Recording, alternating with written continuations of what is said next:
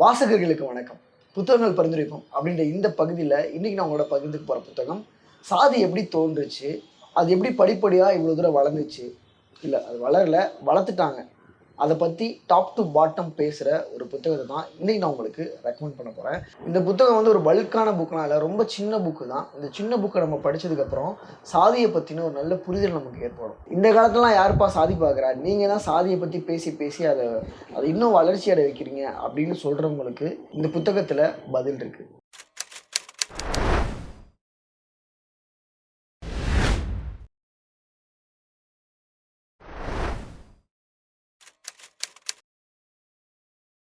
சாதி தோற்றமும் வளர்ச்சியும் ஒரு அறிமுகம் அப்படிங்கிற இந்த புத்தகம் தான்.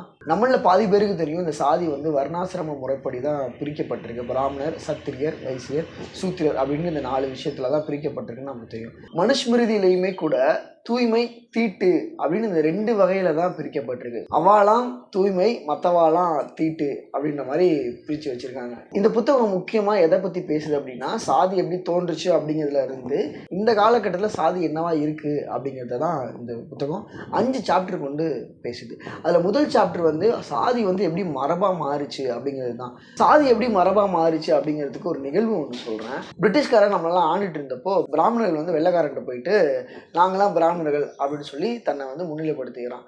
சரி, நீங்களாம் பிராமணர்கள்னு சொல்கிறீங்களே, அப்போ அங்கே நிற்கிறவங்களாம் யார், அந்த கேட்டகரிலாம் யார் அப்படின்னு கேட்குறப்போ அவங்களாம் இந்த சாதி, இவங்களாம் இந்த சாதி, அங்கே நிற்கிறவங்க அந்த சாதி, இங்கே நிற்கிறவங்க இந்த மாதிரியான சாதி அப்படின்னு ஒவ்வொரு பேரை வச்சு முத்திரை குத்திக்கிறான். இதை ஏற்றுக்கிறாங்கல்ல அங்கே மனிதர்கள், அவங்களுக்கு நம்மளை பற்றி என்ன பேசுகிறாங்க, நமக்கு என்ன பேர் வைக்கிறாங்க, புதுசாக இருக்கே அப்படின்னு அவங்களுக்கு புரியாமல் அந்த இடத்துல நின்றுட்டு இருக்காங்க. ஆனால் காலப்போக்கில், ஏன் காலப்போக்குலாம் சொல்லணும், அடுத்த ஜென்ரேஷனே வந்து பார்த்திங்கன்னா நம்மளாம் இந்த கேட்டகரி, நம்மளாம் இந்த சாதின்னு அடுத்த தலைமுறைகள் வந்து அதை மனசில் ஒட்டிக்க ஆரம்பிச்சிருச்சு. ஸோ இப்படி தான் வந்து சாதி மரபானுச்சு அப்படின்றத இந்த புத்தகத்தில் சொல்கிறாரு. இன்னொன்று, பிரிட்டிஷ்காரன் நம்மளை ஆண்டுட்டு இருந்த டைமில் இந்த சாதியை பற்றி நம்ம தெரிஞ்சுக்கணுமே அப்படின்னு நிறைய விஷயங்கள் படிக்க ஆரம்பிக்கிறான். முக்கியமாக இந்து மத செவ்வியல் நூல்களை படிக்க ஆரம்பிக்கிறான். இந்து மத செவ்வியல் நூலை படிக்கணும்னா சமஸ்கிருதம் படித்தாகணும். அதனால் அவன் சமஸ்கிருதமும் படிக்க ஆரம்பிக்கிறான்.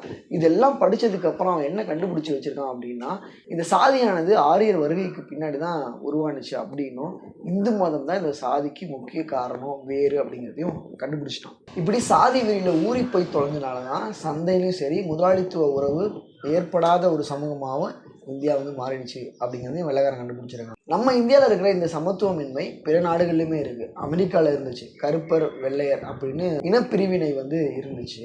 ஆனால் இந்தியாவில் இந்த சாதி 3 விஷயங்களின் காரணமாக ஒரு மக்களை பிரித்து வச்சிருக்கு அப்படின்னு இந்த புத்தகம் சொல்லுது. என்னென்ன அப்படின்னா, முதலாவதாக வந்து தொழில். ஒருத்தன் இந்த தொழிலை மட்டும் தான் செய்யணும் அப்படின்னு ஒதுக்கப்பட்டுறான். இன்னொன்று, அவனோட தலைமுறைகள் வந்து அந்த தொழிலை தான் செய்யணும் அப்படிங்கிற கட்டாயத்துக்கு இருக்குது. ரெண்டாவது வந்து பார்த்திங்கன்னா படிநிலை. இவனுக்கு கீழே இவன், இவனுக்கு கீழே இவன், அவனுக்கு கீழே இன்னொருத்தன் அப்படின்ற ஒரு செட்டப். மூணாவதாக வந்து ஒதுக்குதல். இவன் தீட்டு, இவன் வந்து தூய்மை இல்லை அப்படின்னு ஒதுக்குறது. சாதி நம்மக்கிட்ட இருந்தனால தொழில்நுட்ப வளர்ச்சி வந்து நம்ம அடையாமல் இருந்தோம் அப்படிங்கிறத இந்த புத்தகம் சொல்லுது. இந்த சாதி எப்படி மரபானுச்சு அப்படிங்கிறதுல லாஸ்ட் பாயிண்ட் ஒன்று இருக்கும், செம்ம மேட்ரு. அது என்னென்னா, இந்த கிராமவாசிகள்லாம் வந்து நீ இந்த சாதி இந்த சாதின்னு சொல்லி பிராமணர்கள் பிரித்து வச்சாங்கல்ல, மக்களுக்கு வந்து இந்த வர்ணாசிரம முறையோ இல்லை இந்த மனுஸ்மிருதி முறையோ எதுவுமே அவங்களுக்கு தெரியாது. மற்றதெல்லாம் கொண்டு போய் அவன் சேர்க்காம சாதியை மட்டும் கொண்டு போய் விவரமாக சேர்த்துருக்கான். ரெண்டாவது பாயிண்ட் வந்து சாதி அதிகாரமாக இருக்குது அப்படிங்கிற ஒரு சாப்டர் இருக்குது. இப்போ இருக்க நம்ம எல்லாருக்குமே தெரியும், ஒரு சாதியை வச்சு எவ்வளோ பெரிய அதிகாரத்தையும் நம்ம வாங்கிக்க முடியும் அப்படின்னு சொல்லி. 1940 வரைக்குமே பிராமணர்கள் வந்து அந்த அதிகாரத்தில் இருந்திருக்காங்க.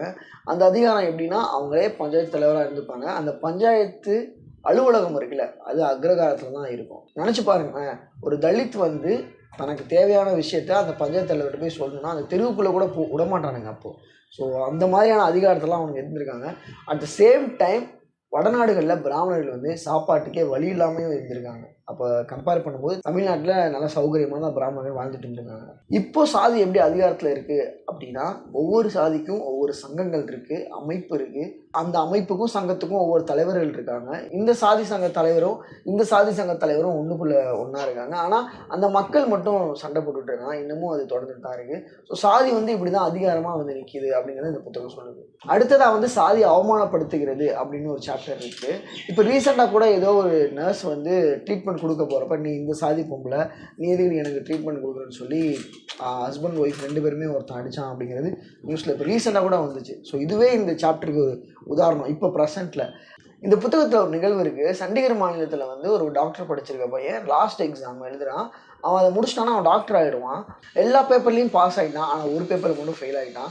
இல்லையே நம்ம இந்த பேப்பர் நல்லா தானே படித்தோம், நம்ம கண்டிப்பாக அதில் பாஸ் ஆகிருக்கணுமே, ஏன் நம்ம ஃபெயில் ஆகணும் அப்படின்னு நம்ம யோசிக்கும்போது ஃப்ரெண்ட்ஸ் எல்லாம் சொல்கிறாங்க, ஏடா நீ போய் அந்த மறுபடியும் அந்த பேப்பரை எடுத்து பாரு, என்னென்னு பாரு, எப்படி எழுதிருக்குன்னு பாரு, என்ன எப்படி திருத்திருக்காங்கன்னு பாருன்னு சொல்லி சொல்கிறாங்க. இவனும் அந்த பேப்பரை வந்து எடுக்கிறதுக்காக போகும்போது ஒரு பேராசிரியர் நிப்பாட்டி, இதை நான் தான் அவனை ஃபெயில் பண்ணேன், ஏன்னா நீ இந்த சாதிக்காரன்லாம் நீங்கள் டாக்டராக என்னடா பண்ண போகிறீங்க அப்படின்னு சொல்லி அவன் வந்து அவனோட சாதி ரீதியாக அவனை வந்து தாக்கியிருக்காரு.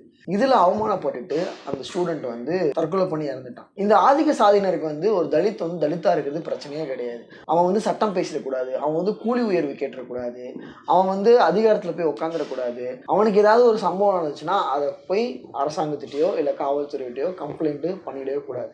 இதெல்லாம் தான் ஆதிக்க சாதியினருக்கு வந்து பிரச்சனையாக இருக்குது.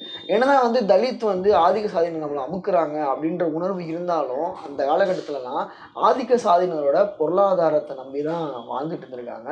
ஸோ முதல்ல வந்து ஆதிக்க சாதியினர் தலித் மக்களையும் தாழ்த்தப்பட்டவர்களையும் வச்சிருந்ததுக்கு ஒரே ரீசன் என்ன அப்படின்னா பொருளாதார சுரண்டல் தான் அப்படிங்கிறத இந்த புத்தகம் வந்து தெளிவாக சொல்லுது. அதற்கப்புறமா வர சாப்டர்ஸ் எல்லாத்துலேயுமே வந்து இந்த அமைப்பு எப்படி உருவாச்சு அப்படின்ற ஒரு ஒரு ஒரு சாப்டர் இருக்குது. அது ரொம்பவே என்னடா இவ்வளோ தூரம் கீழே இறங்கி போயிட்டீங்க அப்படின்ற அளவுக்கு தான் இருக்கும். கிறிஸ்துவ மிஷினரிகள் எல்லாம் வந்து இந்தியாவுக்குள்ளே வந்ததுக்கப்புறம் இந்துக்கள் வந்து கிறிஸ்டின்ஸாக கன்வெர்ட் ஆக போகிறாங்க அப்படின்னு தெரிஞ்சு பயந்து இந்த அமைப்பு வந்து உருவாக்கப்பட்டிருக்கு. இந்த சடங்கை நீங்கள் பண்ணீங்க அப்படின்னா நீங்கள் வந்து தாழ்த்தப்பட்டவராக இருக்க மாட்டீங்க, கொஞ்சம் உயர் சாதியினர் பதவிக்கு நீங்கள் போயிடுவீங்க, அதனால இந்த சடங்கை செஞ்சுட்டு வந்தீங்கன்னா நீங்கள் பூநூல் போட்டுக்கலாம் அப்படின்ற ஒரு சில சடங்குகள்லாம் சொல்கிறாங்க. அந்த சடங்கை செஞ்சுட்டு என்ன பண்ணுறாங்கன்னா நாங்கள் உயர் சாதி அப்படின்னு சொல்லி தன்னை நினச்சிக்கலாம் அப்படின்னு போனவங்க அந்தளவுக்குலாம் உயர் சாதி அடைஞ்ச அதிகாரத்தையும் சலுகைகளையும் அவங்க அடையலை, கம்மியாக தான் அடைஞ்சிருக்காங்க. அந்த அமைப்பு வந்து அந்த சடங்கு வந்து தோற்று போச்சு அப்படின்னு அந்த புத்தகத்தில் சொல்லுது. இந்துக்கு வந்து ஒரு அமைப்பு இருக்கிற மாதிரி தலித்துக்கு ஒரு அமைப்பு வேணுமென்னு சொல்லி மகர் தலித் அமைப்பு அப்படின்னு மகாராஷ்டிராவில் உருவானிச்சு. அதன் வழியாக தான் அம்பேத்கர் வந்து உள்ளே வராரு. அம்பேத்கர் அதுக்கப்புறம் பௌத்தத்தை உள்ளே கொண்டு வராரு. ஸோ சாதியை வந்து கொஞ்சமாக உடைக்க இவ்வளோ காலகட்டங்கள், இவ்வளோ அமைப்புகள் வந்திருக்கு, இவ்வளோ ஹிஸ்ட்ரி வந்து நடந்திருக்கு அப்படிங்கிறத இந்த புத்தகம் வந்து சொல்லுது. அண்ட் இன்றைய காலகட்டத்தில் சாதி எப்படி இருக்குன்னா இடஒதுக்கீடு பற்றி இந்த புத்தகத்தில் சொல்லியிருக்காங்க. இடஒதுக்கீடு கிடச்சிருக்கு, பேச்சுரிமை கிடச்சிருக்கு, கருத்து சுதந்திரம் கிடச்சிருக்கு, அவங்க மீடியாவில் என்ன வேணால் பேசலாம், அவங்களுக்குன்னு இலக்கியம் சார்ந்து வந்துருச்சு, அவங்களுக்குன்னு பத்திரிகைகள் இருக்குது. ஸோ சாதி தோன்றி இவ்வளோ தூரம் வளர்ந்து இப்போ இப்படி இருக்குது அப்படிங்கிறது தான் இந்த புத்தகம் சொல்லுது. நான் சொல்கிறது வந்து ஷார்ட் அண்ட் ஸ்வீட்டாக சொல்லிட்டேன். ஆனால் இந்த புக்கு படித்து முடிச்சதுக்கப்புறம் தான் இந்த சாதி பற்றி நமக்கு ஒரு நல்ல புரிதல் ஏற்படும், இல்லை புரிதலுக்கான தொடக்கம்னு கூட நம்ம சொல்லலாம். ஸோ அதுக்கு இந்த புத்தகம் கண்டிப்பாக யூஸ் ஆகும் அப்படின்னு நான் நினைக்கிறேன், நம்புகிறேன். சாதி பற்றி நம்மளை ஆண்டுட்டு இருந்த பிரிட்டிஷ்காரங்க என்னென்ன விஷயங்கள்லாம் எழுதியிருக்காங்க அவங்க புத்தகத்தில் அப்படிங்கிறதெல்லாம் கோட் பண்ணி இந்த புத்தகத்தில் கொடுத்துருக்காங்க. அண்ட் நிறைய ஃபீல்டு ஒர்க் போய் தான் பண்ணியிருக்காங்க. களப்பணிகள் மூலமாக கையாண்டு கிராமவாசிகளை சந்தித்து ஆங்கிலேயர்கள் அப்போவே களப்பணி செஞ்சு அவங்க எழுதின விஷயங்களும் இந்த புத்தகத்தில் அடங்கியிருக்கு. இவ்வளோதான் இந்த புத்தகத்தை பற்றி.